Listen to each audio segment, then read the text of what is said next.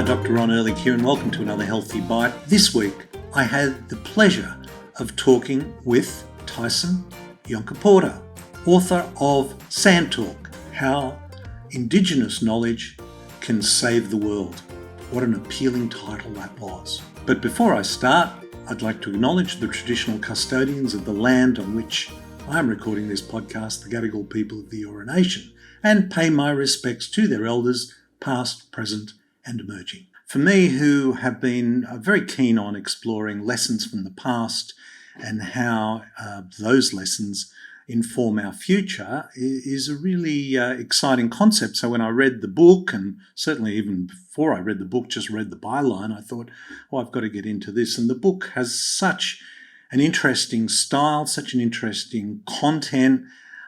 It's really all about looking at the world from an Indigenous perspective and offering that up to us to give some thought to. And one of the things about Indigenous knowledge is that it follows a very strict protocol. And that protocol is one of, firstly, respect. Then one connects with what it is you respect. And then you reflect. And eventually you direct. And I think it's fair to say that the non-Indigenous approach is almost the exact opposite of that. And particularly when we're talking about landing in a land, invading a land, it's generally not one of first respecting the Indigenous population and the fact that they have lived here for 65,000 at least years. It's one of firstly directing what should happen.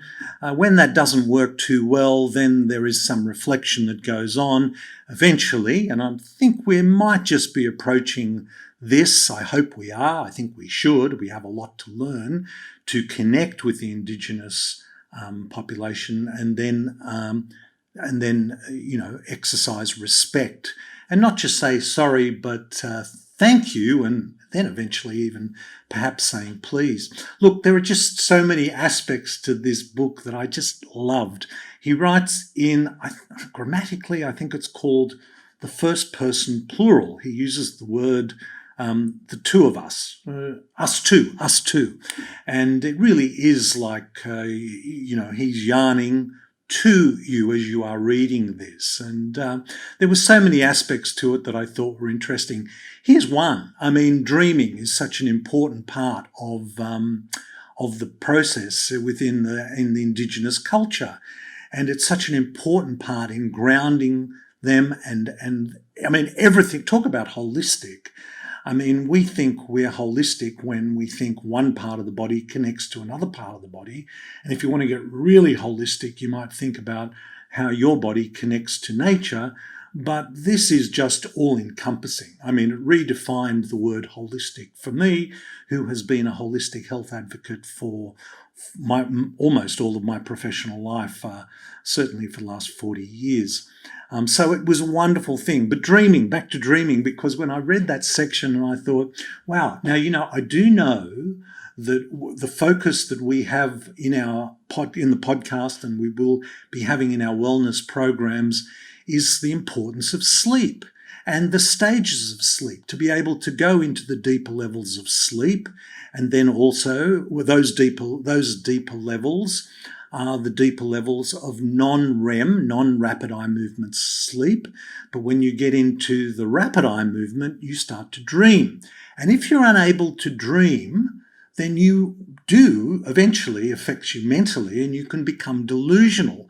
And it occurred to me that the fact that we are not engaging in the dreaming that Indigenous knowledge could give us has somehow caused a cultural delusion that's gone on. So I just thought that juxtaposition of the importance of dreaming and how stories are told and connections to land and people and universe, the stars, is told through the dreaming stories and the storylines and the song lines.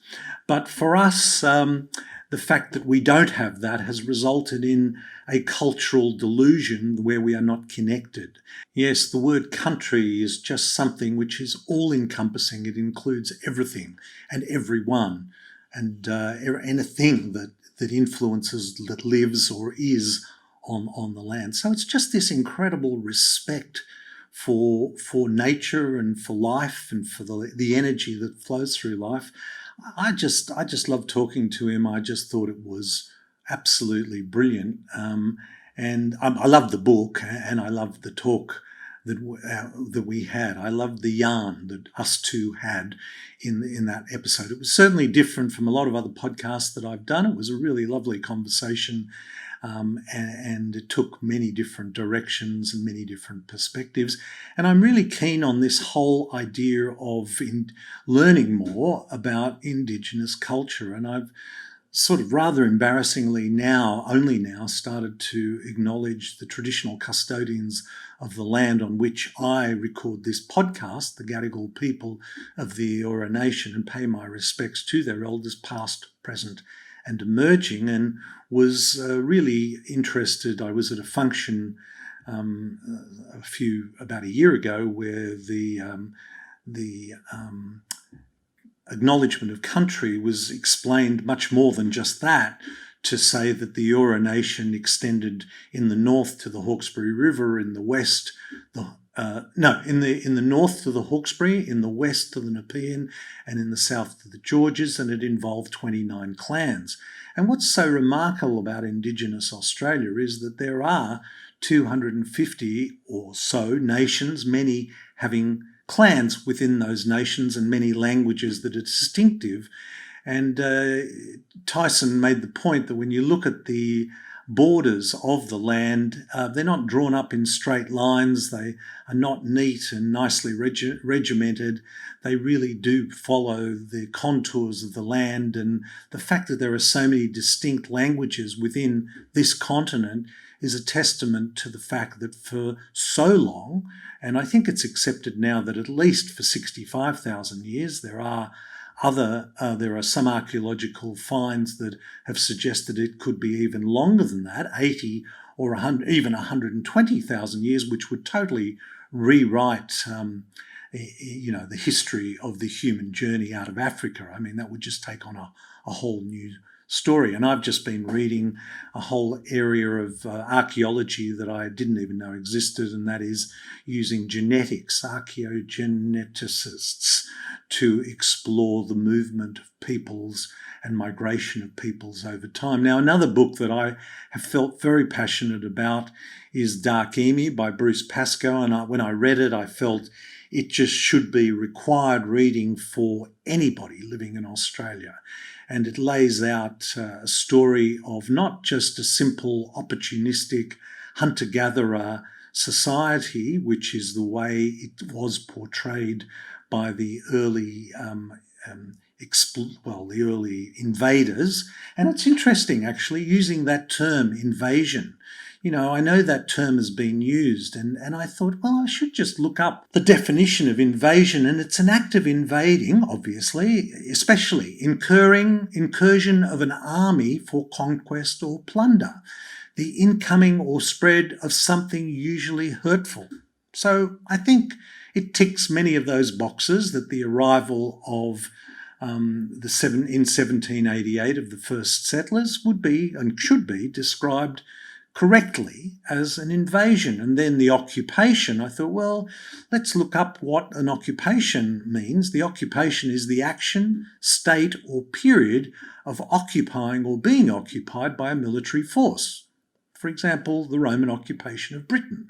Now, I'm sure when Rome invaded Britain, the people didn't just say, oh, okay, well, they're here, great, welcome, fantastic. Well, they probably had no choice, which was probably similar to what went on when the first settlers and the British arrived in 1788. So Dark Emu, and it was referred to as Terra Nullius because it wasn't considered to be inhabited by a culture that was there were some natives, but they were just natives. They weren't really of any cultural significance. The fact that they have been here for at least 65,000 years is, I believe, something we need to not just acknowledge, not just say sorry, but really draw on the knowledge of that, because we've been here now for 240 or whatever years, And I just cannot see this being sustainable over we get excited in Western society, in Western history,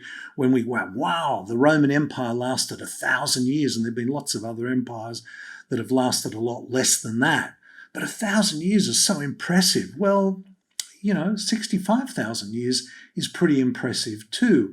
And yes, it didn't develop to the apparent sophistication by however we define that in our modern world, but it certainly survived and was in harmony with nature through all of its challenges. So it depends what your criteria is for success.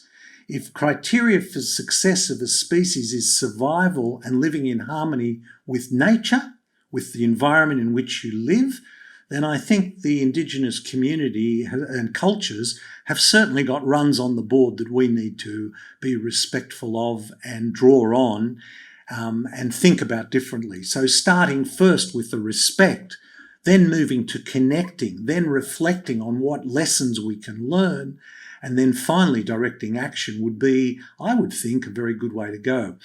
Dark Emu, I've been really keen to invite Bruce Pascoe on to talk. I think he's terrific. I think his messages are terrific. I know that some of the issues around his book were challenged by some archaeologists, but I can't help but think there's largely semantics involved there.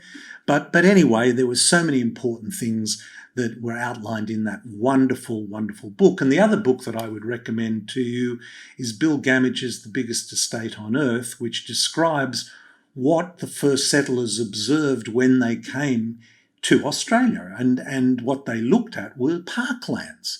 It's kind of sobering. I'm reading another book now at the moment called Country, which is written by both Bill Pascoe and Bruce Pascoe and Bill Gamage.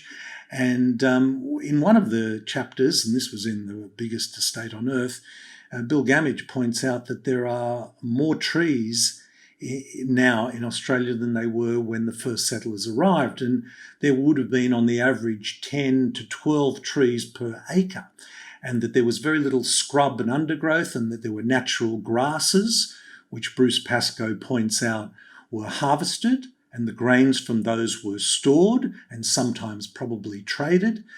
So that would constitute agriculture.